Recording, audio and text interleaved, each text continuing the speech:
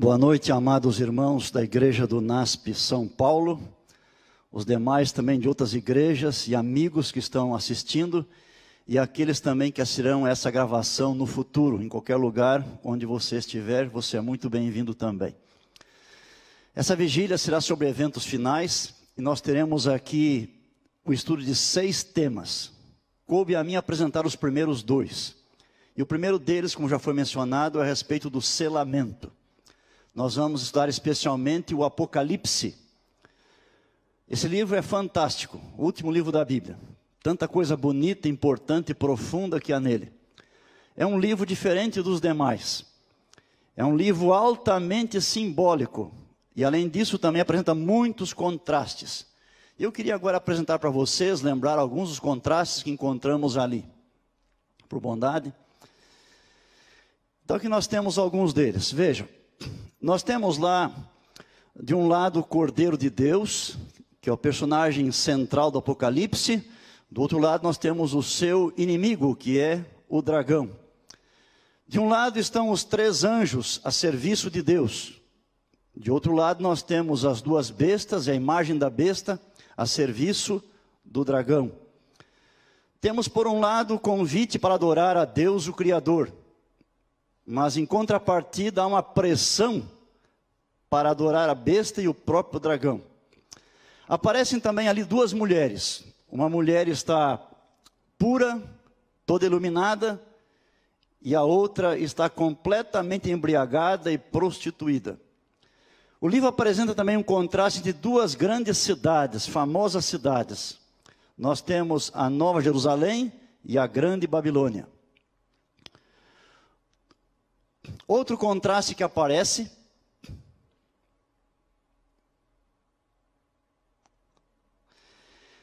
por um lado nós temos a ceifa da seara da terra e também a colheita das uvas da terra. São 2 colheitas, uma de cereal e outra de frutos, no caso as uvas. Temos também os remidos felizes entrando, cantando o cântico de Moisés e do Cordeiro, e os ímpios recebendo as 7 últimas pragas, mordendo a língua de tanta dor e blasfemando de Deus. Vemos nesse livro os justos mortos revivendo na primeira ressurreição e recebendo a imortalidade. Mas também vemos ali todos os ímpios participando da segunda ressurreição para receberem a justa paga e serem destruídos. Enquanto Cristo reina por 1000 anos, Satanás ficará preso por 1000 anos. Também há o primeiro céu e a primeira terra que passam, e o surgimento de um novo céu e de uma nova terra. Pode passar o próximo quadro, por bondade. Esses contrastes todos, eles nos lembram das palavras de Jesus, quando falou sobre 2 portas e também sobre 2 caminhos. Um caminho que leva à vida eterna, à salvação, e outro que leva à perdição. E sempre tendo à nossa disposição a escolha, e nos incentivando a escolher o bom caminho, aquele que leva para próximo de Deus e também para a salvação. Continuando um pouquinho mais, pode passar por favor, que aqui o aparelhinho não está funcionando. Um outro contraste que aparece no Apocalipse é este aqui, o selo de Deus e a marca da besta. Enquanto Deus tem um selo para selar os seus filhos nos últimos dias, o dragão também tem uma marca para colocar através da besta sobre aqueles que rejeitam a salvação que Deus está oferecendo. O nosso estudo nessa noite vai focalizar nesse primeiro elemento, o selo de Deus, conforme aparece no Apocalipse.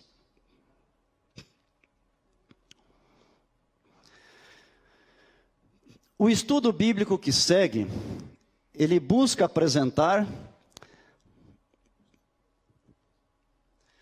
os diversos selos e sinais usados por Deus. Interessante que ao examinarmos a Bíblia Sagrada, ao longo da história do povo de Deus, nós podemos perceber vários selos, vários sinais, os quais Deus colocou sobre os seus filhos. Esse do Apocalipse é apenas o último deles. Para entender este selo, nós temos que ter os demais selos apresentados também. Então vamos passar por eles rapidamente, e então no final focamos naquele que é o nosso estudo, que é o selo do Apocalipse.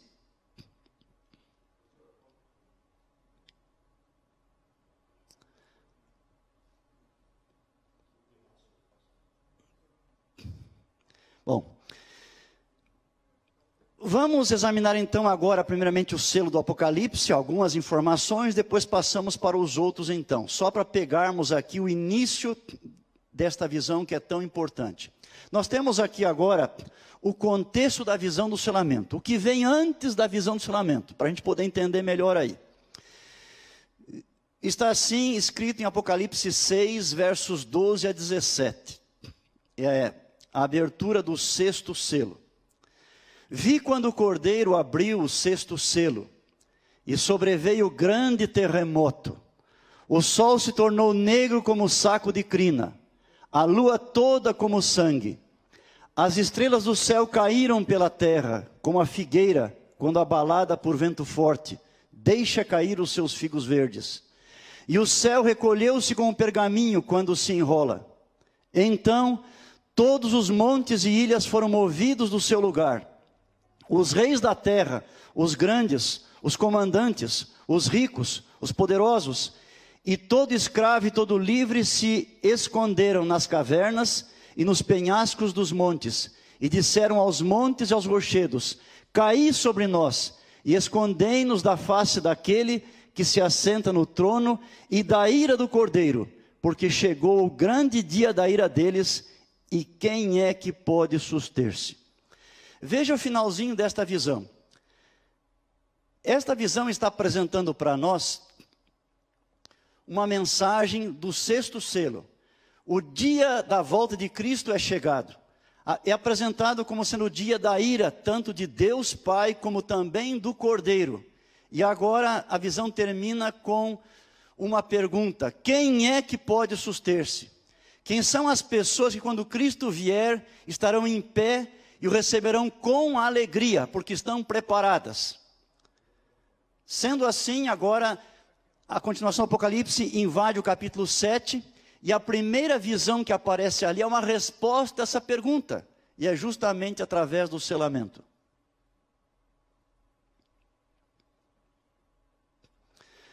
Vejamos então o texto na sequência, o início do capítulo 7.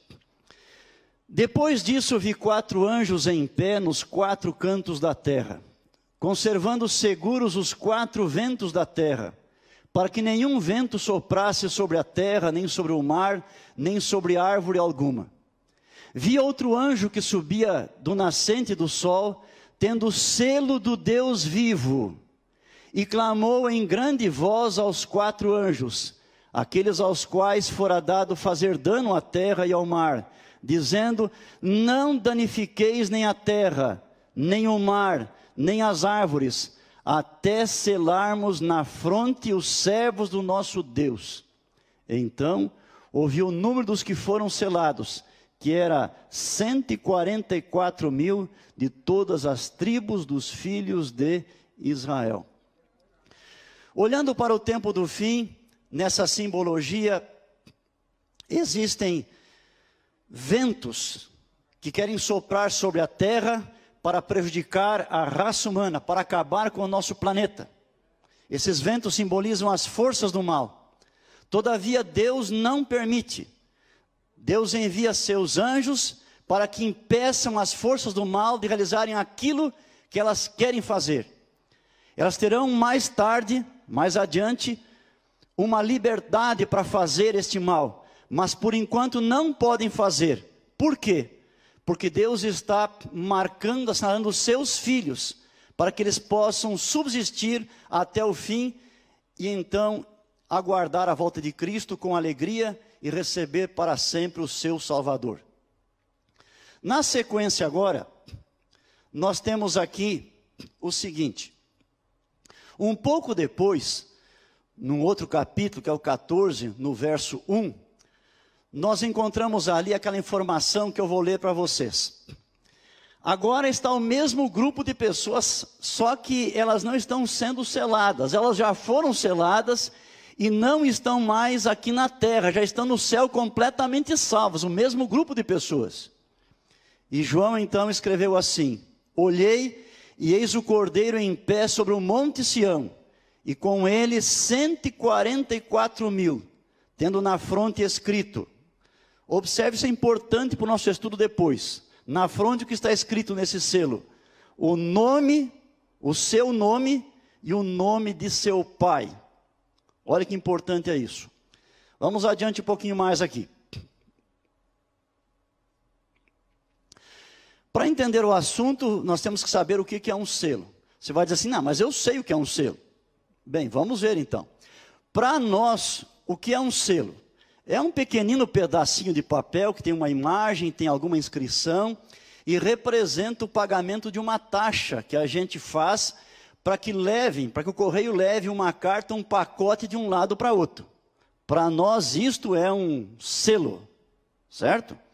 Só que na Bíblia o selo não tem nada a ver com isso. Então você tem que esquecer o nosso selo para entender o selo apresentado na palavra de Deus. O selo da Bíblia, ele é mais parecido com um carimbo.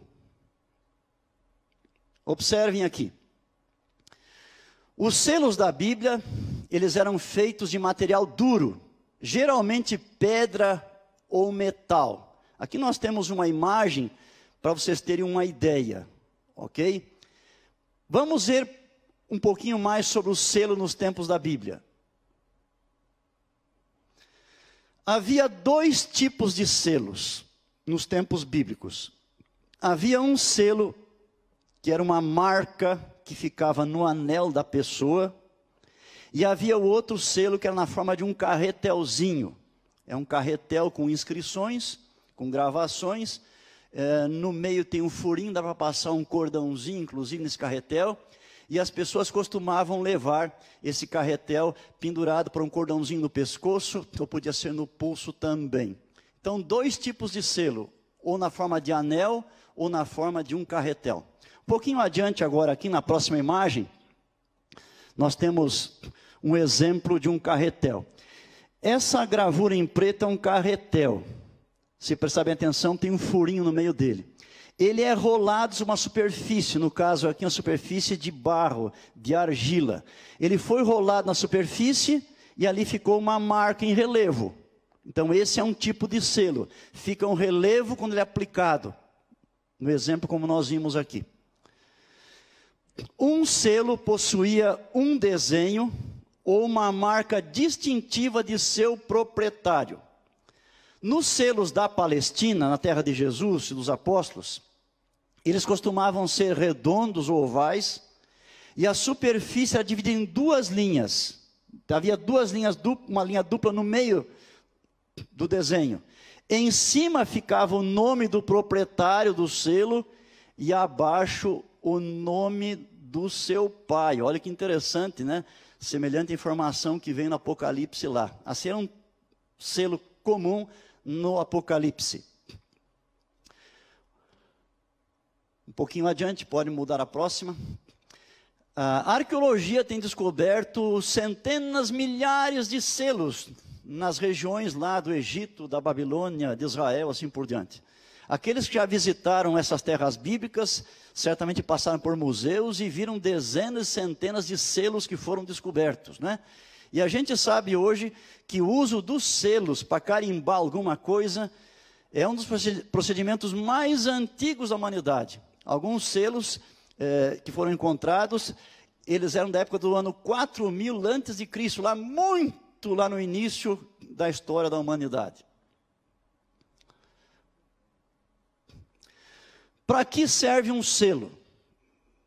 Um selo poderia servir para três coisas. Primeiro, podia ser para um sinal de autoridade.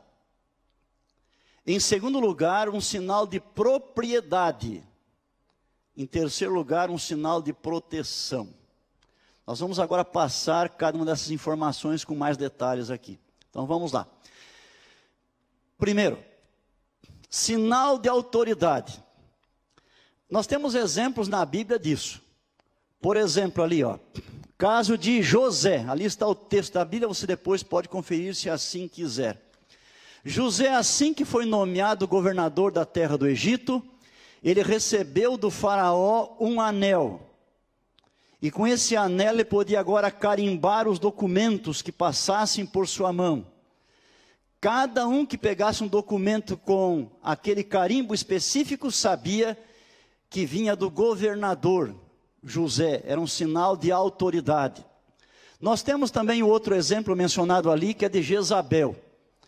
Quando Jezabel, certa vez, fez uma armação para conseguir a terra de Nabote, e acabou conseguindo a morte de Nabote, proprietário de uma vinha, de toda a família dele, ela mandou cartas para aquela cidade de Jezreel, com informações para os anciãos, para os líderes, e ela carimbou essa carta com o selo do Acabe, para mostrar a autoridade real naquele documento. Tinha que ser obedecido o que estava sendo pedido por ela. Um terceiro exemplo nós temos no caso da história da rainha Esther. Naquele episódio, primeiramente, o Amã foi o homem mais importante depois do rei. E quando Amã ele fez um decreto para destruir o povo de Deus, arrasar com todos os judeus, o rei entregou para ele, o rei Assuero, o seu anel. E o Naamã fez o documento, então, e apertou aquele anel naquele documento, e ele foi despachado. E assim, por onde ele fosse, quem recebia sabia da autoridade real de quem estava enviando e proclamando aquele decreto.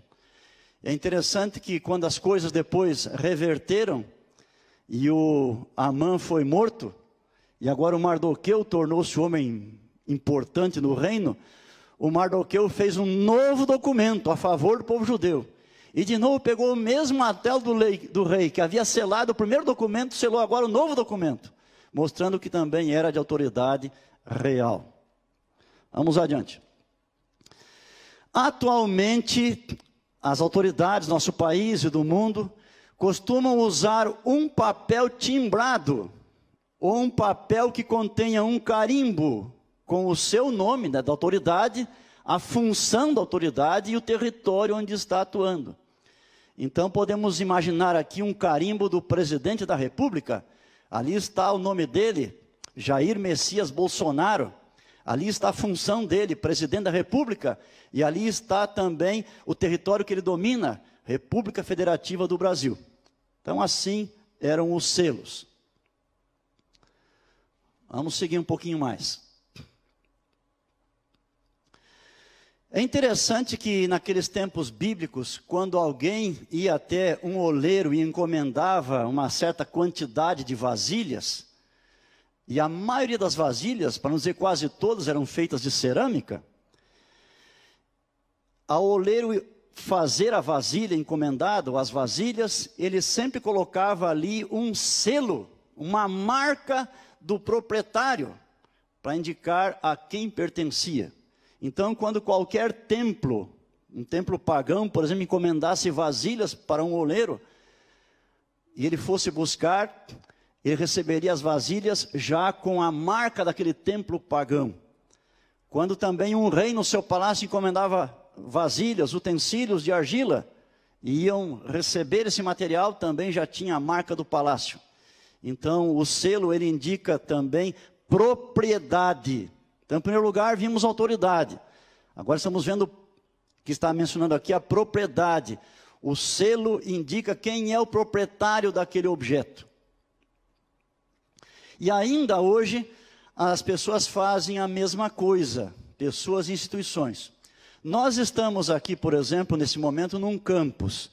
Aqui nós temos uma biblioteca com milhares de volumes.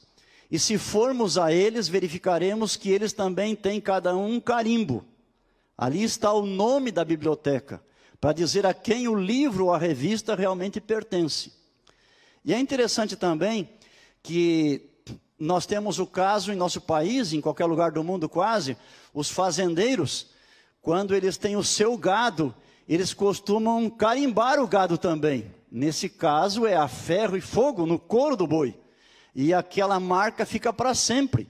Então, se o boi se desgarrar ou for perdido, ou alguém levar o boi embora, qualquer um pode saber a quem o boi pertence, porque tem a marca indica então o seu proprietário. Um pouquinho mais adiante agora. Um terceiro uso do selo era sinal de proteção.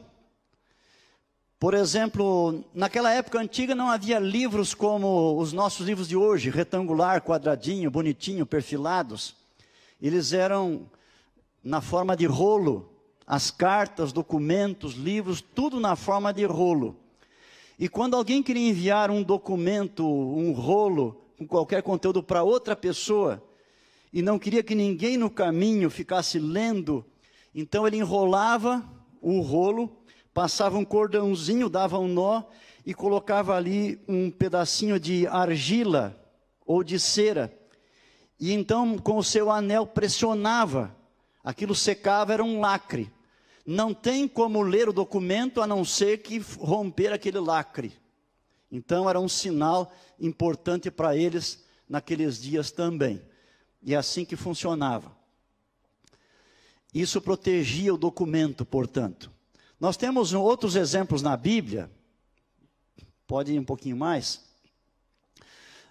lembrando ainda hoje, que tem pessoas e empresas que também fazem a mesma coisa, eles costumam colocar um lacre nos seus objetos, documentos, de modo que quem está transportando não tem acesso ao conteúdo daquilo que está ali. Na Bíblia ainda temos mais uma outra informação interessante, não é? Encontramos vários selos ou sinais de Deus ao longo de todo o período. E esses selos nos ajudam a compreender o selamento que aparece também lá no Apocalipse e que estamos aqui considerando.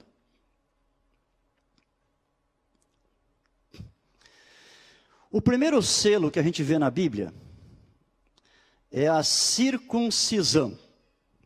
Então nós temos o texto que está lá em Romanos capítulo 4, verso 13, também na sequência o verso 11, onde Paulo, falando da circuncisão, ele escreveu assim: pois que diz a Escritura, Abraão creu em Deus, e isso lhe foi imputado para a justiça, e recebeu o sinal da circuncisão como selo da justiça da fé.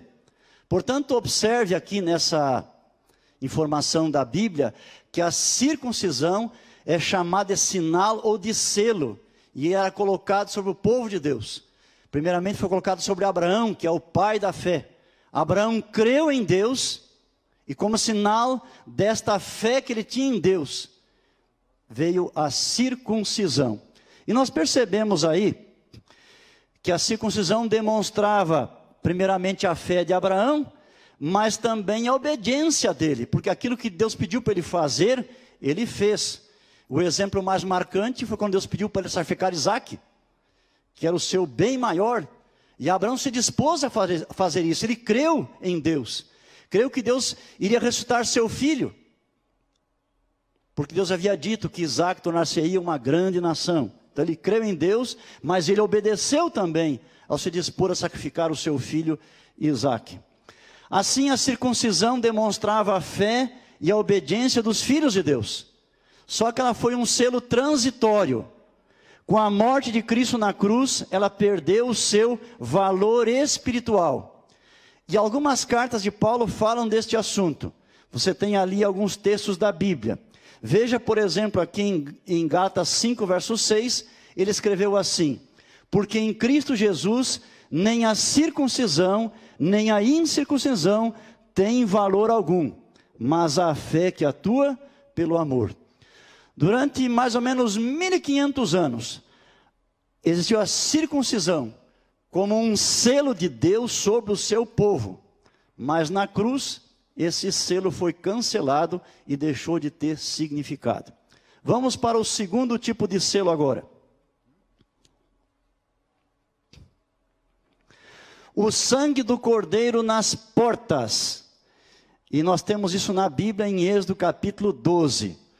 O texto está dizendo para nós que naquela ocasião em que Israel saiu do Egito, foi liberto do Egito, Deus iria mandar um anjo para destruir parte dos egípcios, inimigos de Deus e de seu povo. Esse anjo mataria os primogênitos e passaria por toda aquela terra. Mas foi dito ao povo de Deus que eles poderiam proteger-se, e a proteção viria por ficarem dentro de uma casa, por eles matarem um cordeiro, tomarem aquele sangue e passarem nas vergas e umbrais daquela porta. Quando o anjo passasse naquela noite e visse aquele sangue, eles não seriam afetados, não seriam punidos. É interessante que a palavra Páscoa em inglês é Passover, passar sobre. Lembrando que o anjo passou sobre a casa do povo de Deus e nenhum deles foi ferido. Este selo, meus amados, era um selo de proteção. Quem tinha o selo foi protegido e não houve nenhuma perda, nenhum prejuízo para essa família que estava ali abrigada. Esse selo, ele também representa a fé. A pessoa tinha que crer que assim seria, mas também tinha que obedecer. Ele tinha que matar o cordeiro, tinha que passar o sangue na porta, tinha que ficar dentro da casa. Então é um símbolo, é um sinal, mas de novo, como o primeiro, ele indica a fé, mas também a obediência. Terceiro selo, vamos ver aqui. Pode ir mais uma. O terceiro selo na Bíblia é o sábado. Então, quando eles saíram do Egito e chegaram ao Monte Sinai, ficaram acampados ali cerca de 1 ano, e Deus deu ao seu povo as suas leis. Os mandamentos não são uma lei nova, eles existiram desde o princípio do mundo. Eles aparecem na Bíblia, na sua ordem, 10 mandamentos em Êxodo 20. Mas se você examinar sua Bíblia de Êxodo 20 para trás, vai verificar quantas vezes são mencionados os mandamentos e a transgressão dos mandamentos também. Por exemplo, o pecado de Caim, o grande pecado qual foi? Que mandamento ele transgrediu? Não matarás. Você chega um pouquinho antes do Êxodo 20, o Êxodo 16. Você tem ali a entrega do maná. E essa entrega do maná destacou um mandamento, que foi o sábado. No sábado, alguns foram catar maná, mas não havia. Como Deus havia dito, então, para eles, recolhessem o dobro na sexta-feira, porque no sábado não cairia. E esse episódio marcou, então, o sábado. Interessante aqui, observando o que está escrito ali, em Êxodo 31, versos 16 e 17, nós lemos: pelo que os filhos de Israel guardarão o sábado, celebrando-o por aliança perpétua nas suas gerações. Entre mim e os filhos de Israel é sinal para sempre. Porque em 6 dias fez o Senhor os céus e a terra, e ao 7º dia descansou e tomou alento. Portanto, o sábado é um sinal, e é um sinal que permanece para sempre. Um pouquinho mais ainda a respeito do sábado. Vamos ver aqui outras imagens. O sábado é um sinal entre Deus e seu povo para sempre. Lembra-nos que Deus é o Criador. Também é um sinal de que é Ele que nos santifica. Isto é, a cada dia nos torna mais semelhantes a Ele mesmo. E no capítulo 31 do Êxodo, verso 13, nós lemos ainda: tu, pois, falarás aos filhos de Israel, e lhes dirás: certamente guardareis os meus sábados, pois é sinal entre mim e vós, nas vossas gerações, para que saibais que eu sou o Senhor que vos santifica. Então, outro texto que apresenta agora o sábado como um sinal, nesse caso da santificação que Deus faz em nossa vida. Pode projetar a próxima. O profeta Ezequiel também recebeu de Deus mensagens sobre o sábado, e ali ele escreveu no capítulo 20, verso 20: santificai os meus sábados, pois servirão de sinal entre mim e vós, para que saibais que eu sou o Senhor vosso Deus. Então, o sábado, quando devidamente guardado por nós, ele é um sinal de que realmente o Senhor é o nosso Deus. E aquele que guarda o sábado, como Deus deseja, está manifestando fé em Deus como Criador, Redentor, Santificador, mas também está obedecendo ao mandamento que Ele deixou. Então existe aí a fé e também a obediência. Vamos adiante. A guarda do sábado é para nós uma indicação externa de uma atitude interna. Isso nos lembra o livro de Hebreus, capítulo 8, verso 10, que fala sobre a lei de Deus. E o autor escreveu: porque esta é a aliança que firmarei com a casa de Israel, depois daqueles dias, diz o Senhor. Na sua mente imprimirei as minhas leis, também sobre o seu coração as inscreverei. E eu serei o seu Deus, e eles serão o meu povo. E esse selo, ele permanece. Ele distingue as pessoas que amam a Deus e que guardam os seus mandamentos. Agora, o quarto selo. Esse é o menos conhecido de todos. Esse selo aparece no profeta Ezequiel. Mas vamos atentar um pouquinho agora para alguns detalhezinhos que são pouco conhecidos. No ano 592 antes de Cristo, 6 anos antes de Jerusalém ser destruída pelos exércitos de Babilônia, Ezequiel recebeu uma visão sobre selamento. E essa visão ele conta da seguinte maneira, está no capítulo 8. Desde o início diz assim: então ouvi que gritava em alta voz, dizendo: chegai-vos vós, executores da cidade, cada um com a sua arma destruidora na mão. Eis que vinham 6 homens a caminho da porta superior, que olha para o norte, cada um com a sua arma esmagadora na mão, e entre eles certo homem vestido de linho. Pode seguir, por favor. Com um estojo de escrevedor à cintura. Entraram e se puseram junto ao altar de bronze. A glória de Deus de Israel se levantou do querubim, sobre o qual estava, indo até a entrada da casa. E o Senhor clamou ao homem vestido de linho, que tinha um estojo de escrevedor à cintura, e lhe disse: passa pelo meio da cidade, pelo meio de Jerusalém, e marca com um sinal a testa dos homens que suspiram e gemem por causa de todas as abominações que se cometem no meio dela. Vamos mais um pouquinho aí. Aos outros disse, ouvindo eu, aos outros 6 que o acompanhavam: passai pela cidade após ele, e sem que os vossos olhos poupem, e sem que vos compadeçais, matai. Matai a velhos, a moços e a virgens, a crianças e a mulheres, até exterminá-los.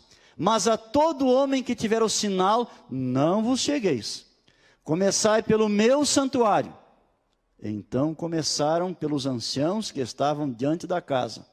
E ele lhes disse: contaminai a casa, enchei de mortos os átrios e saí. Saíram e mataram na cidade. Interessante, esta visão aqui nunca aconteceu realmente. Isso aqui é uma figura, é uma simbologia que tinha primeiro validade para aquelas pessoas que estavam lá em Jerusalém e que dali a 6 anos enfrentariam o cerco de Nabucodonosor, no qual muitas delas iriam certamente que morrer. Então, nesta visão aqui, ela aparece do capítulo 8 até o capítulo 11, na verdade, né? Pode passar a próxima aí, onde estava. São esses capítulos todinhos a mesma visão. Nós vemos aqui um pedacinho dela, ok? Esses homens com as armas destruidoras simbolizavam a invasão babilônica e a destruição de Judá e de Jerusalém, a capital também. E essa visão transmitiu para aquelas pessoas 3 importantes lições. Primeira, embora muitos praticassem a idolatria secretamente, Deus sabia quais eram os seus verdadeiros seguidores e os protegeria. O processo do assinalamento separaria os que eram inteiramente fiéis a Deus daqueles que eram idólatras, de modo que os justos fossem poupados quando viesse a calamidade. Essa é a primeira lição. A segunda, os dirigentes, tais como os anciãos e os sacerdotes, eram grandemente responsáveis pela situação de Judá, por seus pecados, e por isso estariam entre os primeiros a serem punidos pelas forças destruidoras vindas da Babilônia. E a terceira lição para eles é que o tempo concedido a Judá se esgotara, logo viria a destruição. Então esse é o primeiro significado desta profecia de Ezequiel. Só que para nós tem um significado também, que é um significado secundário. Então vamos ver qual é. De acordo com Ellen White, esta visão de Ezequiel também retrata o que haverá no final da história humana. E nesse ponto, ela tem o mesmo significado do selo do Apocalipse que estamos estudando, e já veremos o que significa na verdade. Vamos adiante.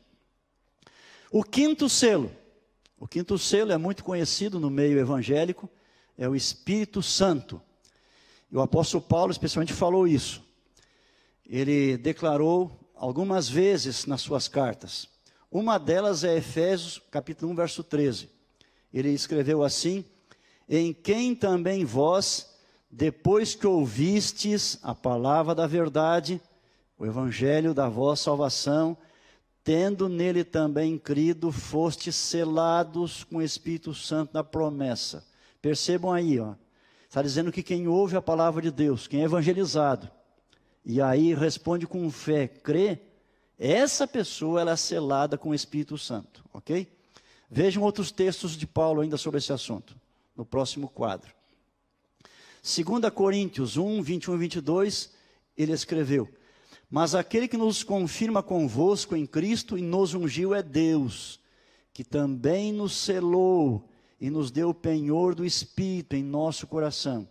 E voltando para Efésios, ele dá uma advertência: e não entristeçais o Espírito de Deus, no qual fostes selados para o dia da redenção.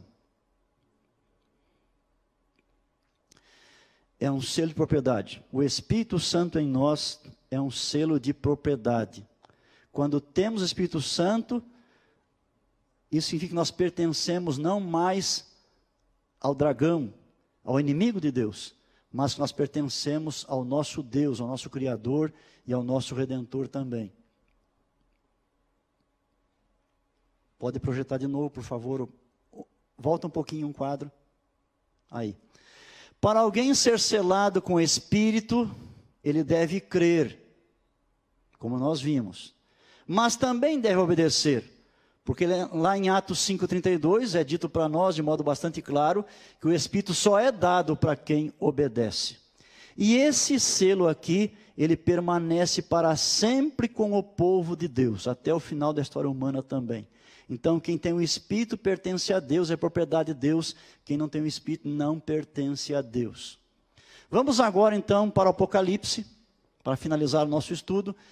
O que é o selo do Apocalipse? É um selo semelhante àquele usado na Palestina, que continha o nome do proprietário e o nome do seu pai. Neste caso, esse selo tem o nome de Jesus e o nome do pai de Jesus, que é Deus Pai. Contudo, devemos observar que na Bíblia, frequentemente a palavra nome é usada para referir-se ao caráter, e é isso que acontece na passagem. Então esse selo tem o nome do pai e do filho, mas nome é caráter.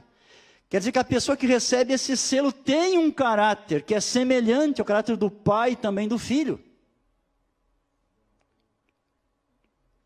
Deus não colocará qualquer marca visível na testa de seus filhos, mas neles imprimirá o seu caráter, de modo que se tornarão participantes da natureza divina. Desde a sua conversão, eles estão sendo transformados a cada dia mais semelhantes a Cristo. E isto é que é o selamento que Deus está realizando em nós. É declarado que estão selados na fronte, por quê? Porque dedicaram a mente a Cristo de modo cabal e completo. E isso nos leva a pensar nos mandamentos de Deus. Por quê? Porque os mandamentos refletem para nós o caráter de Deus, a mente de Deus. Assim, os selados são aqueles que têm um caráter como o de Deus, e portanto estão em harmonia com sua lei. A lei reflete o que Deus é. E se estamos em harmonia com Deus, estaremos também em harmonia, certamente, com a sua lei, que reflete a sua pessoa e o seu caráter. E aqui nós temos Hebreus 8:10 mais uma vez, lembrando para nós que Deus planejou escrever a lei dele não em tábuas de pedra apenas, ou em um livro de papel como a Bíblia, mas escrever em nossa mente, em nosso coração. E aí nós somos capazes, então, de obedecer a essa lei como ele planejou. Este selo do Apocalipse é um selo de propriedade, mostrando que os assinalados pertencem a Deus. Mas também a marca de proteção, para que passe como vencedores pelo tempo de angústia no final da história humana e não sejam atingidos também pelas 7 pragas. E se percebe mais uma vez que os que recebem o selo são pessoas de fé e obediência. E ao descrevê-los, no capítulo 14, João disse assim: aqui está a perseverança dos santos, os que guardam os mandamentos de Deus e a fé em Jesus. Vejam de novo, ali está a guarda dos mandamentos, a obediência, e está também a fé na pessoa de Jesus, no que ele fez por nós. Por isso deduzimos que a guarda do sábado faz parte da vida e do caráter dessas pessoas. Elas não adoram a besta, nem a sua imagem, mas somente a Deus, porque Ele é o Criador, e o sábado é a contínua lembrança desta grande verdade. Aqui nós temos uma citação de Ellen White sobre esse assunto, do livro Testemunhos Seletos. Ela escreveu: para os que guardam o sábado, este dia é o sinal da santificação. A verdadeira santificação consiste na harmonia com Deus, na imitação de seu caráter. Essa harmonia e a semelhança são alcançadas pela obediência aos princípios que são o transunto de seu caráter. E o sábado é o sinal de obediência. Aquele que de coração obedecer ao 4º mandamento, obedecerá a toda a lei. E esse selo, ele permanece também para sempre com os filhos de Deus, porque para sempre refletiremos o caráter de Deus e de seu Filho Jesus em nossa vida.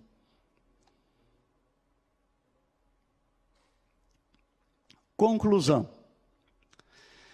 Como vimos, um selo dos tempos bíblicos era semelhante a um carimbo e servia para indicar autoridade, propriedade e proteção. E foi com algum desses propósitos que Deus, ao longo da história, deu a seu povo diversos selos ou sinais, alguns dos quais foram transitórios, enquanto que outros permanentes. O selo mencionado no Apocalipse é permanente e marca os que são propriedade exclusiva de Deus, a fim de protegê-los tanto da ira de Deus como dos ataques das forças demoníacas. Ao ser concluído o selamento, o indivíduo está definitivamente estabelecido na verdade, de modo que nada mais poderá afastá-lo do caminho de Deus. O caráter de Deus e os princípios de sua lei foram fixados permanentemente em sua vida. Cumprir-se-á o que se encontra na última parte da Bíblia: o justo continue na prática da justiça, e o santo continue a santificar-se. No final da história humana, todo mundo terá uma marca sobre si. Um grupo terá o selo de Deus, que indica que o caráter está de acordo com Deus. E o outro grupo receberá a marca da besta. E por meio desse livro da Bíblia, Deus faz um convite para nós. Enquanto temos oportunidade, escolhermos sempre estar do lado de Deus, para recebermos então o selo que Ele quer colocar em seus filhos. No próximo quadro aqui, nós temos uma citação também de Ellen White, e com isso nós terminamos nosso estudo, uma citação que nos faz pensar e refletir bastante sobre se estamos sendo selados por Deus ou não. Ela escreveu assim: os que se estão unindo com o mundo, estão se ajustando ao modelo mundano e preparando-se para o sinal da besta. Os que desconfiam do eu, humilham-se diante de Deus e purificam a alma pela obediência à verdade, estão recebendo o molde divino e preparando-se para receber na fronte o selo de Deus. Quando sair o decreto e o selo for aplicado, seu caráter permanecerá puro e sem mácula para toda a eternidade. E ela continua dizendo ainda: agora é o tempo de preparar-nos. O selo de Deus jamais será colocado à testa de um homem ou mulher impuros. Jamais será colocado à testa de um homem ou mulher cobiçosos ou amantes do mundo. Jamais será colocado à testa de homens ou mulheres de língua falsa ou coração enganoso. Todos os que recebem o selo devem ser imaculados diante de Deus, candidatos para o céu. Portanto, meus amados irmãos, no dia em que nós aceitamos a Cristo, o Espírito começou a trabalhar em nossa vida e começamos a ser transformados. E ela continua essa transformação dia após dia em nossa vida. No final, nós teremos que estar completamente identificados com o nosso Deus, confirmados na verdade. Vai chegar um momento em nossa vida, enquanto a porta da graça ainda estiver aberta, em que nós estaremos completamente selados, firmados na verdade. É aquele momento em que não há mais volta. Nós estamos tão identificados com Deus, tão firmados na verdade, que nada e ninguém nos pode afastar. Mas continuamos a ser selados. Portanto, vamos apegar-nos a Deus, vamos crer, obedecer e permitir que Ele leve a cabo a boa obra que um dia Ele começou em nossa vida. Amém.